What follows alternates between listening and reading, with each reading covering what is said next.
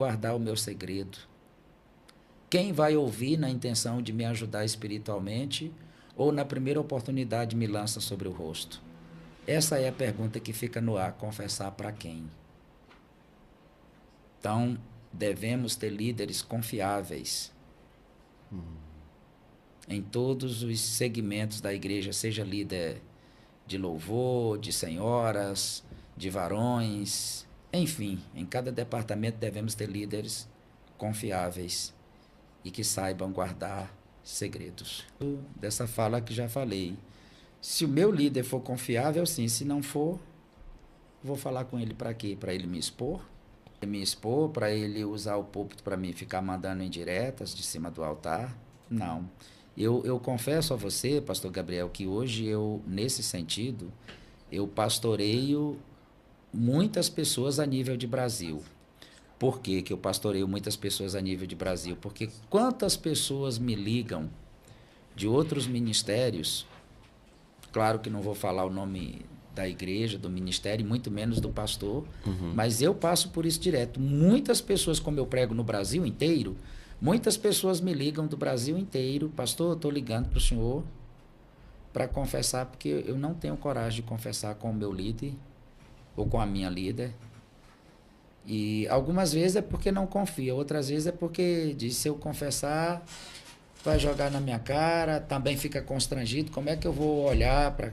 Eu até aconselho, seu líder, a sua líder é confiável, então confesse, fale com ele, é seu amigo, vai ser seu amigo.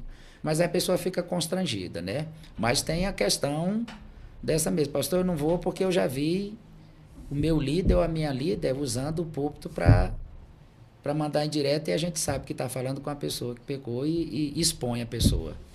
Então, muitas pessoas me ligam para confessar pecado comigo e conselhos, acredite, o Brasil, eu tenho pessoas de todos os estados do Brasil que me ligam para pedir oração e pedir aconselhamento, principalmente na área da vida conjugal, né? Porque eu sou palestrante de casais, né? Há 29 anos, eu sou palestrante de casais há 29 anos e faço seminários com família também há 29 anos. Então, Brasil inteiro, quando eu digo Brasil inteiro, é uma força de expressão, usando os estados da federação. Pessoas dos estados da federação me ligam pedindo conselho, abrindo o coração. Tem pessoas que ligam para mim, pastor Gabriel, só para contar a sua história, abrir o coração, porque não tem coragem de fazer aquilo. E eu sempre aconselho, a pessoa mais indicada é o seu líder, é o seu pastor, é a sua pastora. Mas tem pessoas que dizem, pastor, é porque a gente já tem exemplo que ele ou ela vai expor. E eu não tenho coragem de abrir o coração. Infelizmente, tem esse tipo de líderes. Mas eu quero dar um conselho para aquelas pessoas. Se você tem um líder confiável, confie no seu líder.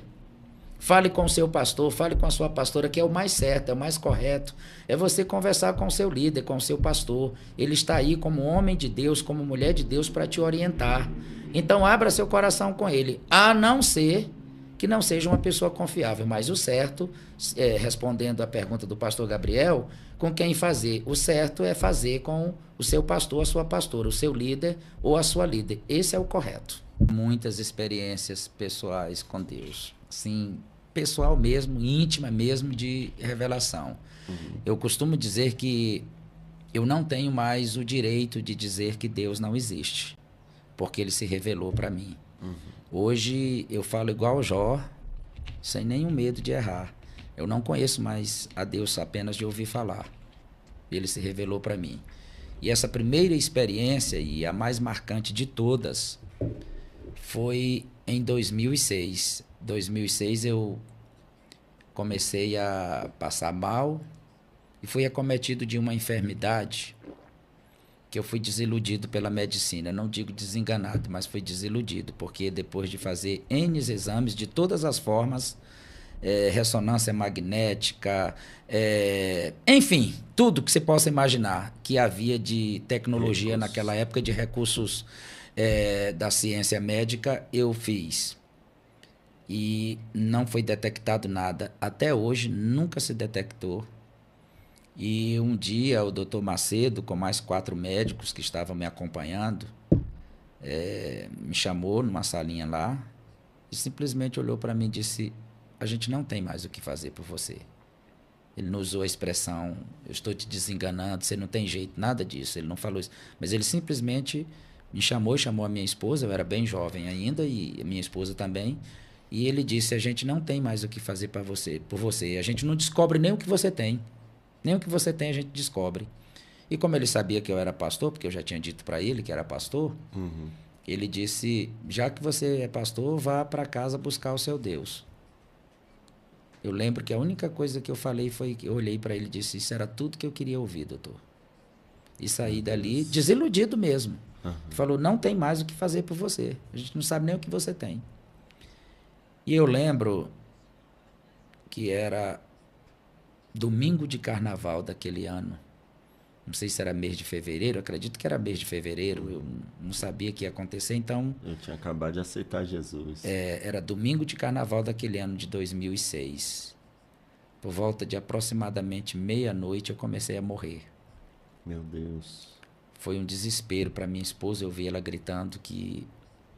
Só ouvi os últimos gritos dela, meu Deus, não me deixe viúva agora que eu sou muito jovem. E eu uso a expressão comecei a morrer, numa força de expressão, eu comecei a sair de mim. Não sei se, faço igual as palavras do apóstolo Paulo, não sei se foi um arrebatamento, se eu morri, enfim. Eu sei que meu espírito saiu do meu corpo. E eu vi o meu espírito sair do meu corpo. E eu fui parar em um local que era um gramado, a princípio era um gramado.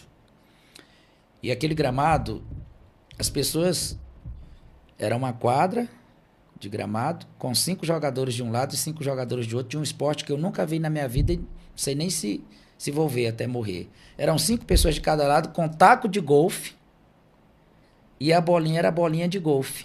Só que jogavam 5 pessoas de um lado e 5 do outro e o buraco da bolinha cair era no meio da quadra. E quem vinha com aquele taco e colocasse ali ganhava a partida. E o time que eu estava do lado, ou que estava do meu lado, melhor dizendo, conseguiu jogar aquela bolinha dentro daquele buraco. E eu fui lá buscar. Quando eu cheguei, pastor Gabriel, você está pedindo para eu falar a minha maior experiência, quando eu cheguei naquele buraquinho, que eu fui pegar a bola, ele não era mais um buraco comum, ele era um abismo. Ele não tinha fundo. Meu Deus. E quando eu olhei para dentro daquele abismo, eu vi um dragão escalando numa velocidade terrível. E eu assustei e saí correndo. E aquele dragão saiu de dentro daquele abismo. Ele pisava as pessoas como se fossem caixas de fósforo. Ele pisava alguns prédios de 3 andares que haviam ao redor do gramado como se fossem caixas de fósforo. E aquele dragão começou a me perseguir para me matar. Tudo isso nessa visão que Deus me deu. Não sei se morto ou arrebatado. Mas eu sei que foi no domingo de carnaval de 2006. E aquele dragão começou a me perseguir para me matar. E eu comecei a fugir dele. Só que chegou num momento que eu não dei mais conta de correr. Eu cansei e era uma rodovia, tipo uma BR. Asfalto, mato de um lado e mato do outro, eu parei e ele me alcançou.